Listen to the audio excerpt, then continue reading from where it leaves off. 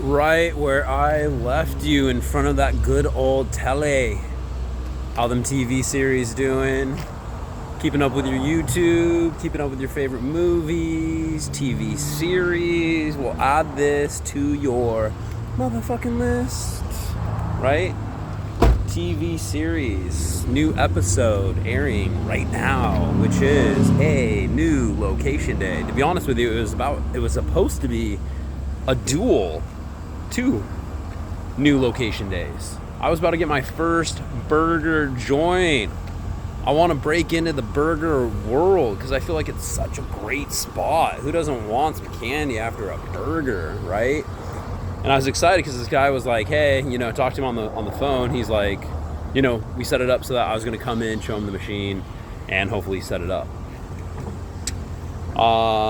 And so he told me to come in the mornings or whatever. And so as soon as I woke up, by the time I got my car loaded up with 2 candy machines, it took the day before I had to, tinker with the machines to get them ready, which can be quite time consuming.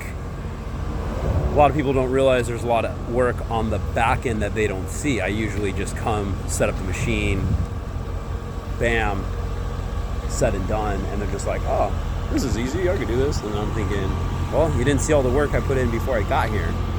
And then on top of that, I had some bad news. I had to stop by, pick up some candy, some peanut M&Ms, and guess what? They raised the price. They raised the temperature.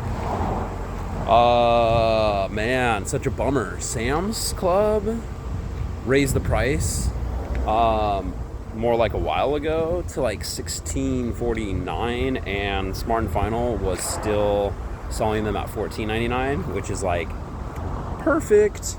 And unfortunately today I go in, I look at the M&Ms, peanut M&Ms, $16.49.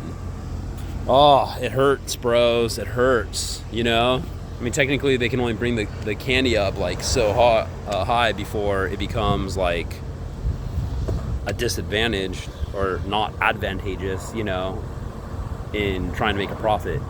I do have to say that like technically at $16.49 I can still profit, right? So it's an extra 6 pulls that I'm losing out on.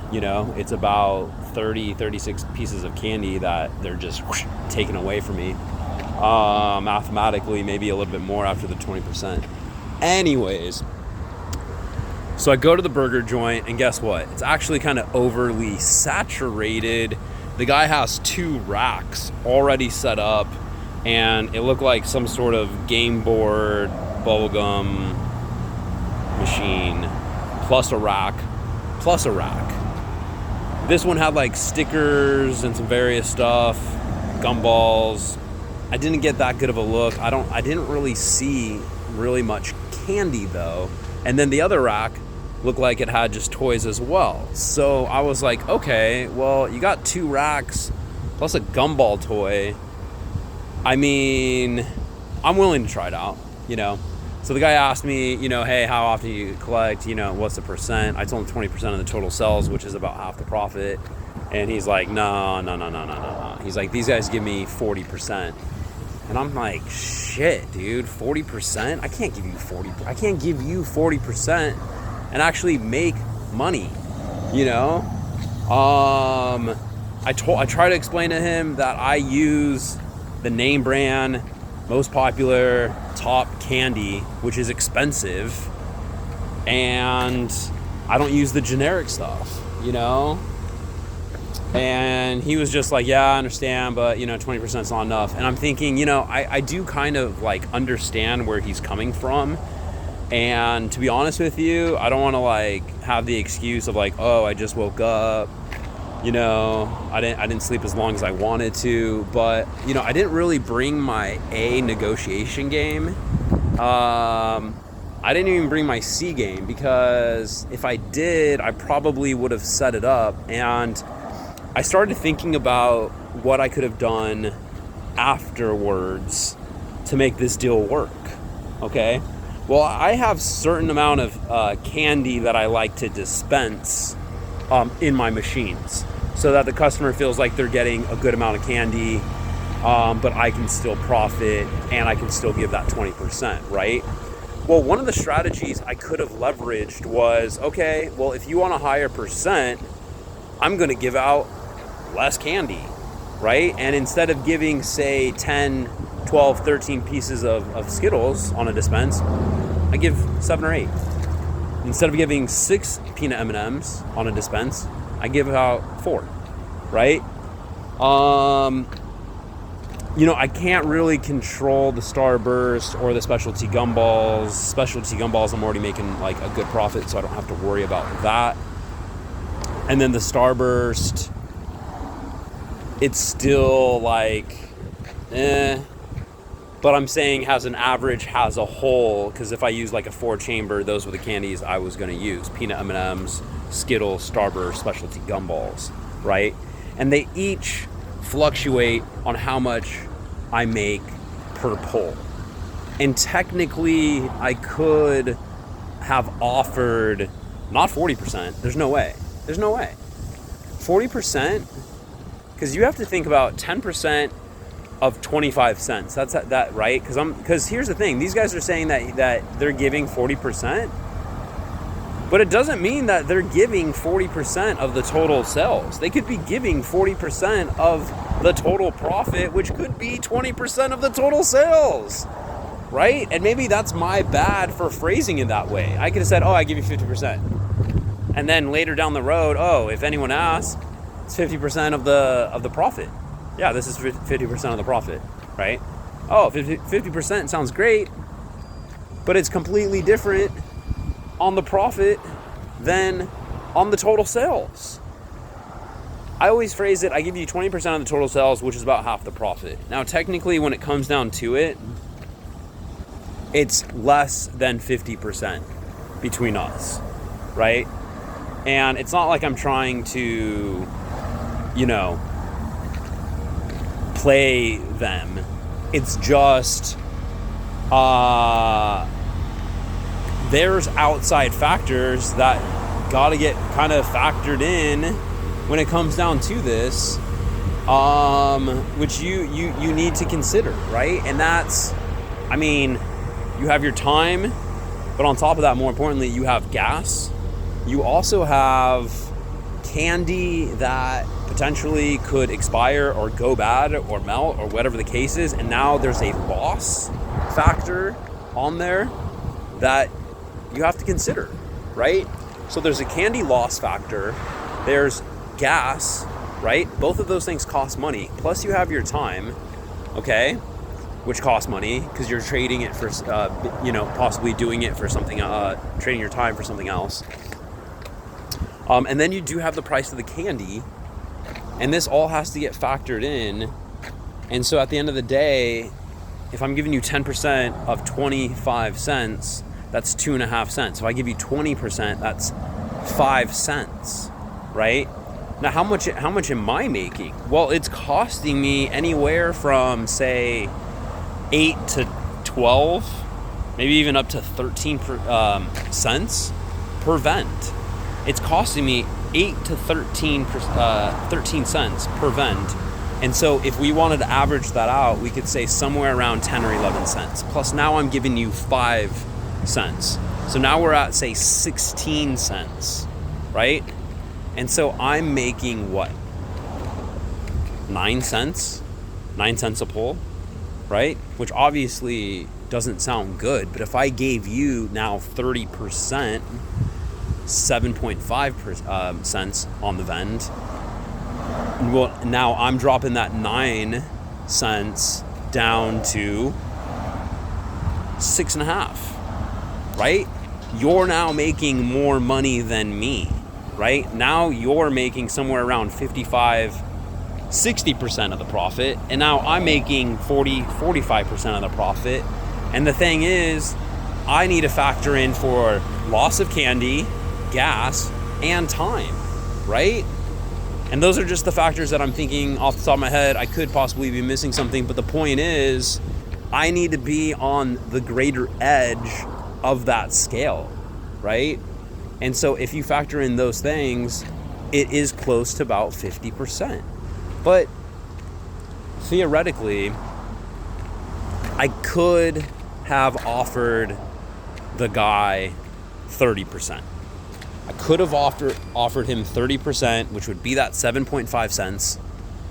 And then, I take a hit and only take about that 6.5 cents. But remember, I have that strategy, I have that leverage to where I can adjust the candy that's coming out. And so if I give out less peanut M&Ms, right? Or just say fuck it, I'll just put in a more generic candy that's more favorable for me. Or like I said, just give out the dispense, and then also do the same with the Skittles. Well, now my numbers become a little bit more favorable to the point where it's about a 50-50, and I can still profit, making somewhere around coming up to maybe 7.5, 8 cents per pull, right? And technically, having a location versus not having a location is obviously going to make me more money. And so I should have offered 30% and then proactively done what I needed to do in order for it to work out profitably for me, right? And I fell short on that,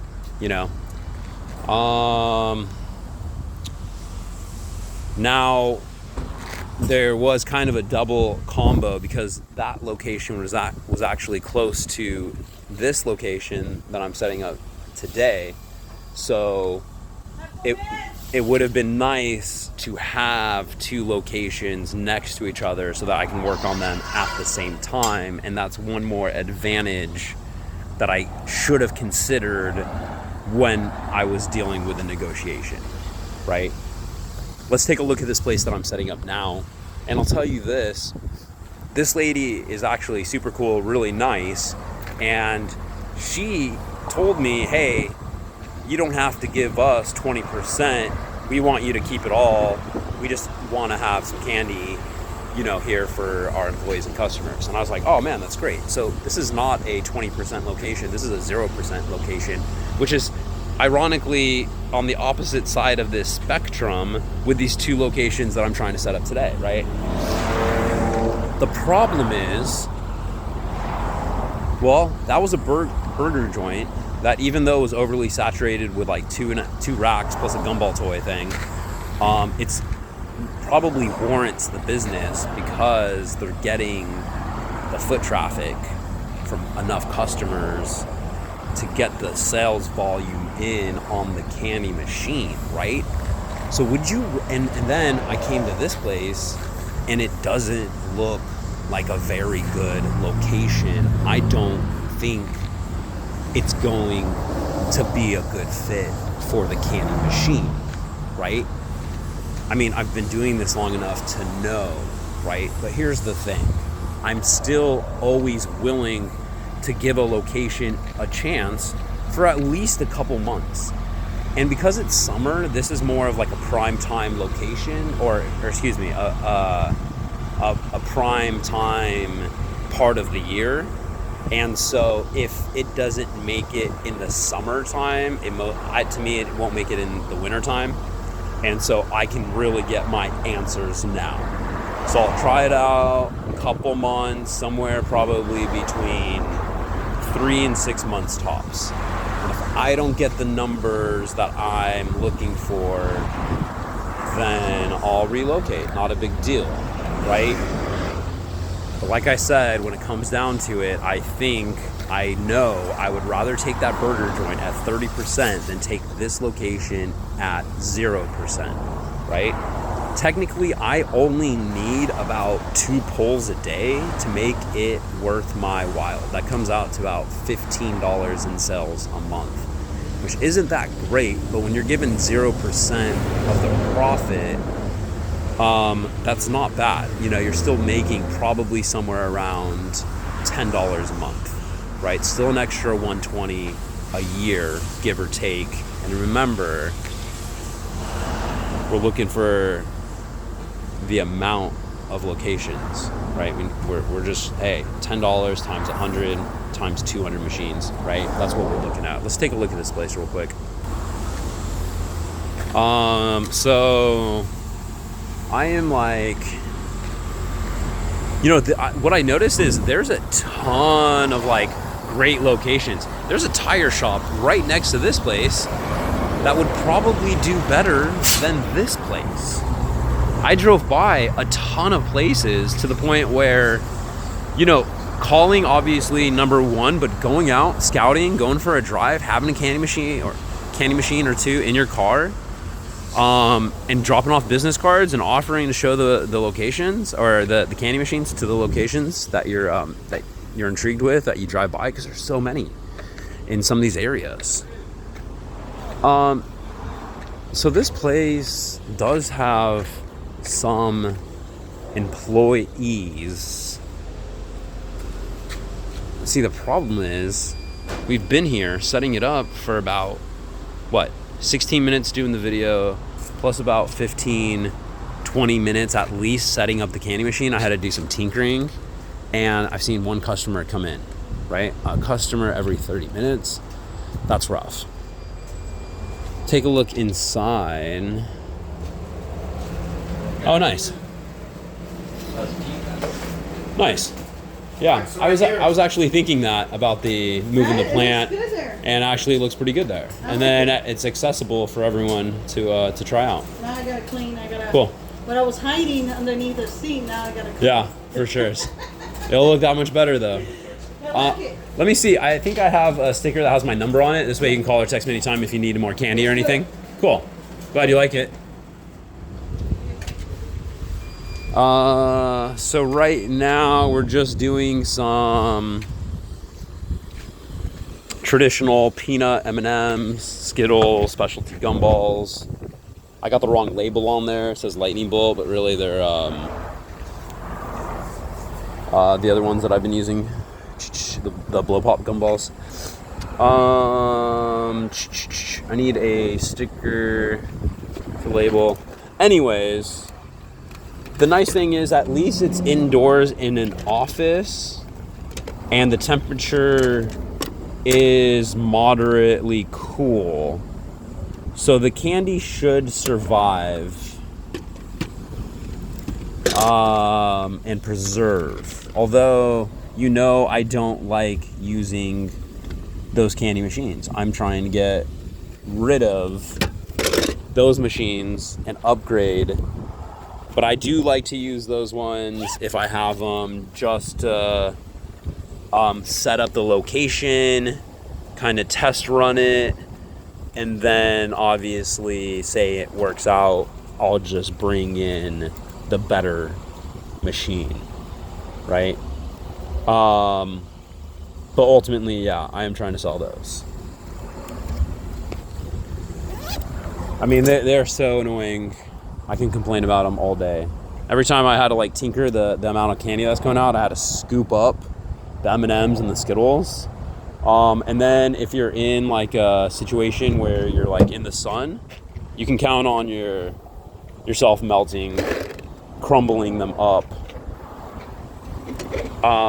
creating a big mess that you're gonna have to clean up, on top of still trying to adjust the machine. So anyways, we're gonna try it out. We're gonna keep rocking. I do have that 4-chamber Viver, which I was planning on putting at the burger joint, but unfortunately that's not going down. And then I was thinking, hey, should I put this here so that I can sell that machine? But I think I'd rather just save this one. I have a couple other prospects. I know some barber shop around here said, hey, call me back. I wasn't sure if it was either on Friday or later that day. She said, let me think about it. So I'd rather just save that for a more poppin' location. Anyways, on to the next. Peace.